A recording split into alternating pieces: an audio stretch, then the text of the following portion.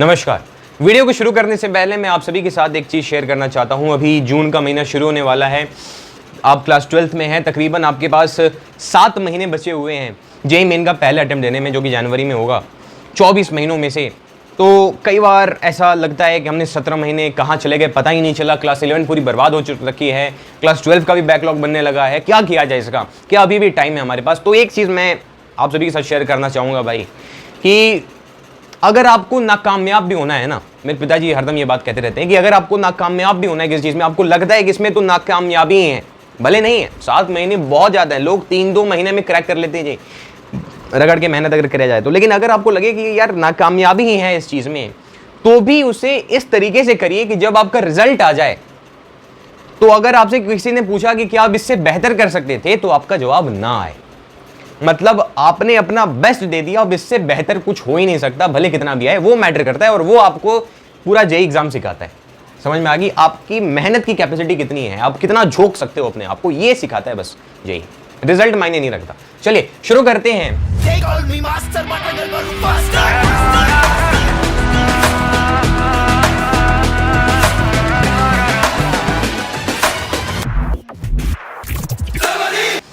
Electrostatics chapter का नाम है और अभी हम स्टार्ट करेंगे एकदम बेसिक से। क्लास 10th में जो चीज़ें हमने पढ़ी थी उसको हम बेसअप करेंगे। काफ़ी सारी मज़ेदार चीज़ें हम पढ़ने वाले हैं। तो देखिए, पूरा जो बेस, जो ईंटा है जिसके ऊपर पूरा चैप्टर बसा हुआ है, वो है चार्ज। इसको कई लोग समझ ही नहीं पाते कि ये है क्या। कई लोगों के मन में ये भ्रम होता है कि चार्ज एक चीज़ है, जैसे चींटी जो होती है ना एक चीज़ है ना, वैसे ही चार्ज भी एक चीज़ है। जैसे एक टोपी चीज है, वहीं चार्ज एक चीज लाके खड़ा कर दिया। भाई नहीं, चार्ज एक प्रॉपर्टी है। जैसे हर एक पार्टिकल की एक प्रॉपर्टी होती है, जैसे इस मार्कर के पास उसका मास है, उसका वॉल्यूम है, कुछ इसका वॉल्यूम है, मास है, वैसे ही चार्ज भी एक प्रॉपर्टी है। ये बात पहले क्लियर कर लीजिए, चार्ज कोई चीज नहीं है। अब ये है क्या? अब मान लीजिए किसी भी पार्टिकल के पास अगर चार्ज है, इसका मतलब ये हुआ कि अगर उस पार्टिकल को मैं किसी इलेक्ट्रिक फील्ड के अंदर लेके जाऊंगा, क्या बोला? अगर किसी बॉडी के पास चार्ज है, चार्ज क्या है? एक प्रॉपर्टी।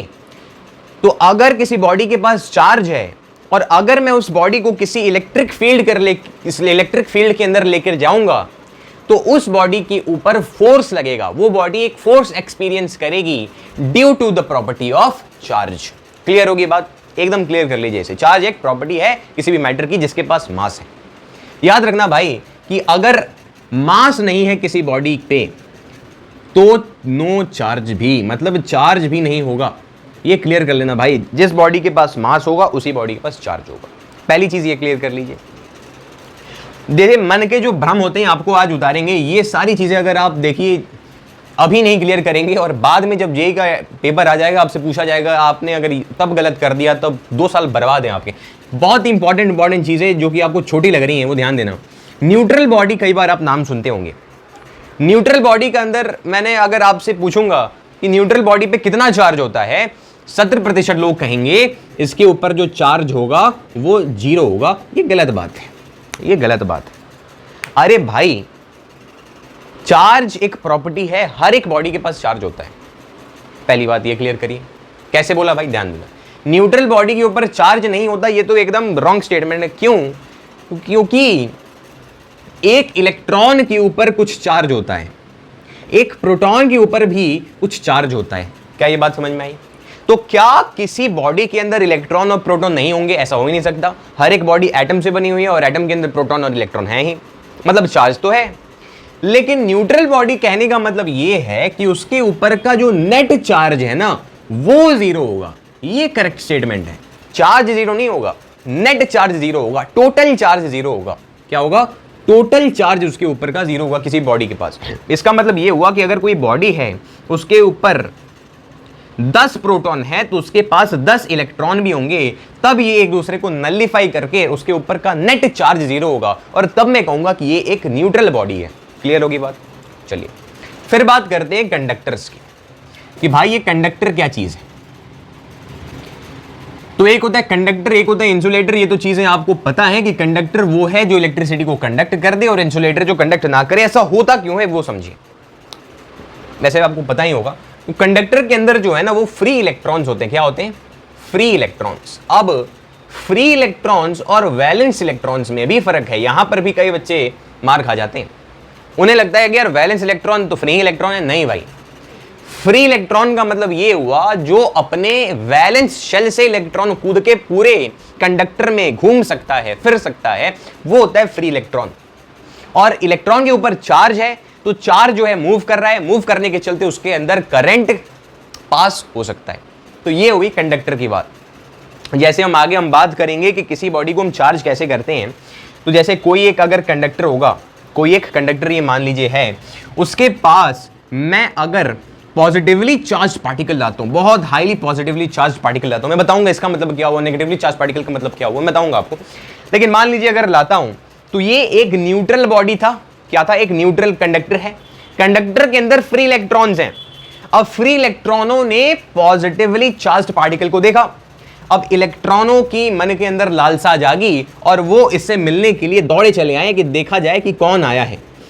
तो इलेक्ट्रॉन जो हैं वो एक्यूमुलेट हो जाएंगे इस तरफ, और इस तरफ इलेक्ट्रॉन एक्यूमुलेट हो जाएंगे। इसका मतलब ये जो है उसके पास नेगेटिव चार्ज बढ़ जाएगा, इस पोर्शन के पास नेगेटिव चार्ज बढ़ जाएगा। इलेक्ट्रॉन के ऊपर कौन सा होता है? नेगेटिव चार्ज होता है, ये तो पता होगा आपको। तो इस पोर्शन पे नेगेटिव चार्ज बढ़ जाएगा। अब लोग क्या कहते हैं कि यहां पर पॉजिटिव चार्ज हो जाएगा। अरे भाई यहां पर पॉजिटिव ही था। अरे हर जगह न्यूक्लियस तो फिक्स है। एक और बात, आइए एक ही चीज से सारी चीजें क्लियर हो जाएंगी।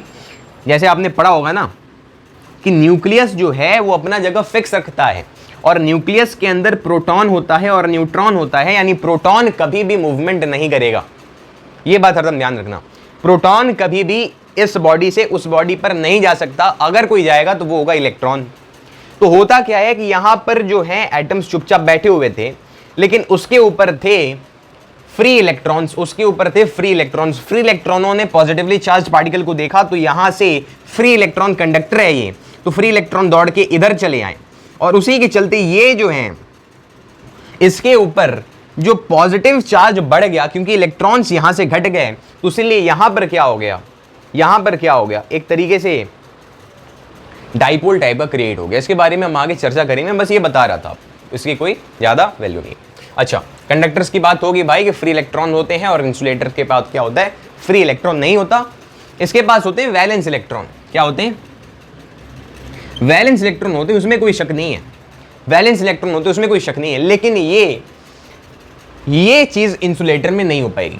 ये जो चीज है वो इंसुलेटर में नहीं हो पाएगी, क्योंकि यहां पर नेगेटिवली चार्ज और यहां पर पॉजिटिवली चार्ज इसलिए बन पाया क्योंकि यहां पर इलेक्ट्रॉन्स फ्री हैं और वो मूव कर सकते हैं।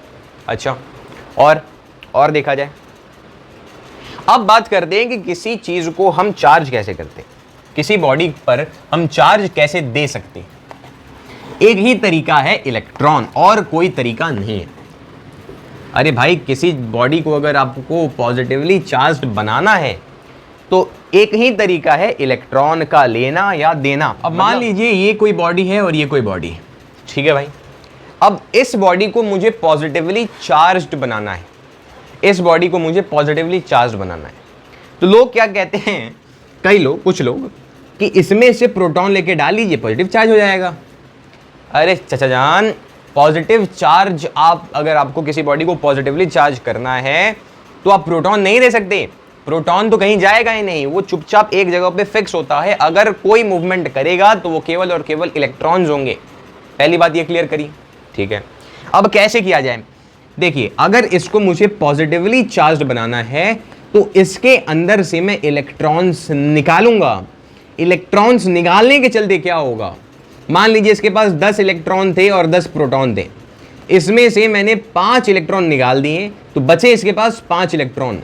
अब यहां पर आप देखोगे तो नेट पॉजिटिव चार्ज होगा। क्या हो गया? नेट पॉजिटिव चार्ज हो गया। क्या हो गया? नेट पॉजिटिव चार्ज हो गया। पॉजिटिव प्रोटॉन्स की मात्रा ज्यादा होगी। अब एक और भ्रम आपके अंदर से क्लियर कर दिया जाए, अगर किसी बॉडी को मैं कह रहा हूं कि ये नेगेटिवली चार्ज्ड है, ये क्या है? नेगेटिवली चार्ज्ड है, इसका मतलब लोग ये समझ जाते हैं कि इसके अंदर पॉजिटिव चार्ज है ही नहीं। ये गलत बात। लोग क्या समझ जाते हैं कि इसके अंदर पॉजिटिव चार्ज है ही नहीं। अरे भाई, नेगेटिवली चार्ज्ड का मतलब ये हुआ कि नेट चार्ज जो है वो नेगेटिव है। क्या ये बात समझ में आई आपको? नेट चार्ज नेगेटिव है। अरे भाई इसके पास प्रोटॉन्स तो हैं ही, पॉजिटिव चार्ज तो है ही, बस इलेक्ट्रॉनों की मात्रा बढ़ चुकी है। इलेक्ट्रॉनों की मात्रा बढ़ने से ये नेगेटिव चार्ज हो चुका है। और वैसे यहाँ पर प्रोटॉन की मात्रा ज्यादा है इसलिए पॉजिटिव चार्ज है, लेकिन ऐसा थोड़ी कि इसके अंदर नेगेटिव चार्ज नहीं, नेगेटिव चार्ज है। नेट चार्ज उसके ऊपर का पॉजिटिव, नेट चार्ज इसके ऊपर का नेगेटिव। ये पहली चीज आप क्लियर कर लीजिए। बहुत बढ़िया, आगे बढ़ते हैं भाई, आगे बढ़ते हैं। तो चार्ज का क्या यूनिट होता है ये आप देख लीजिए, कूलम होता है। चार्ज का यूनिट क्या होता है? कूलम। और कुछ इंपॉर्टेंट नहीं है आपके जेई के लिए। तो वन कूलम क्या लिख रहा हूं? चार्ज का जो यूनिट होता है वो होता है कूलम। क्या होता है भाई साहब? कूलम। अच्छा, अब बात करते हैं प्रॉपर्टीज ऑफ चार्ज की। कुछ प्रॉपर्टीज हैं चार्ज की। आज के वीडियो में हम चार्ज की प्रॉपर्टीज को ही डिस्कस करेंगे अच्छे से। क्या बात करेंगे भाई साहब? Properties of charge.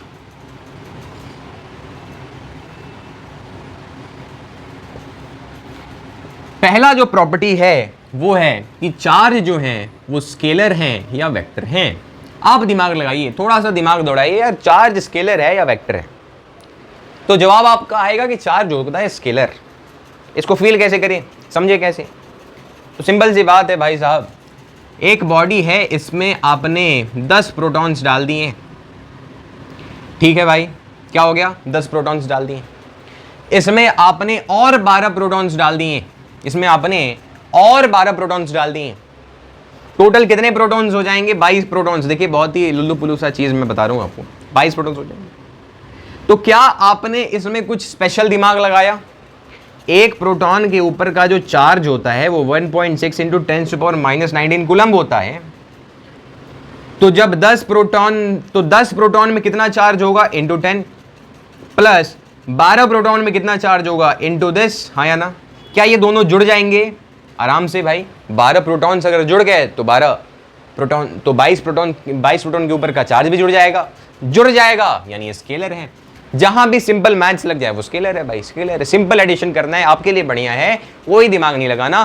चार्ज को जोड़ने घटाने में अगर कोई पॉजिटिव है कोई नेगेटिव है तो आप जोड़ घटाओ करिए तब निकले। अरे वही बात हुई ना भाई कि मैंने इसके ऊपर 5 इलेक्ट्रॉन डाला, उस इधर से मैंने 10 इलेक्ट्रॉन डाला, सॉरी 10 प्रोटॉन डाला नहीं, वही मैंने बात करती। चलिए, इसके ऊपर 10 इलेक्ट्रॉन था और 15 प्रोटॉन था। मैंने बाहर से लाकर 10 इलेक्ट्रॉन और डाल दिए।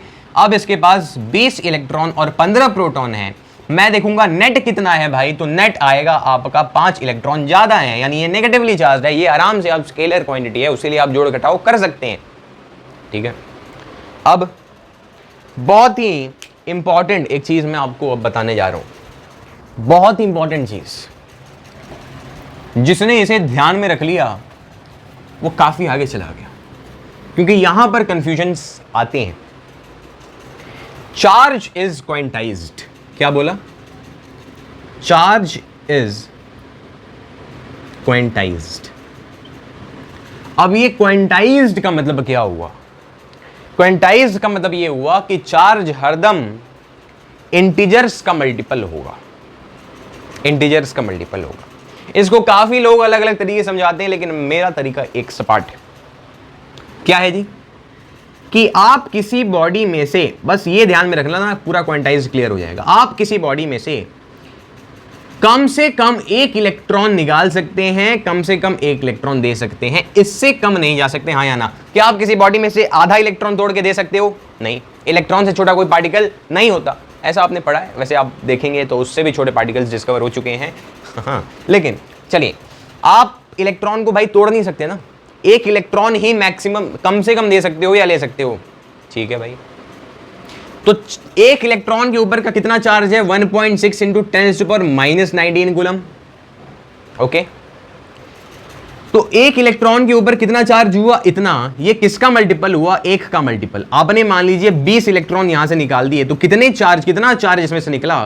तो 20 multiplied by 1.6 into 10⁻⁻19 coulomb. Charge जो है वो n का मल्टीपल ही होगा। यहां पर n रहेगा, n मतलब इंटीजर्स ही रहेंगे। यहां पर ऐसा नहीं हो सकता कि आपने आधा इलेक्ट्रॉन निकाल दिया, ये गलत हो जाएगा। काफी लोग यहां पर कंफ्यूज्ड हो जाते हैं।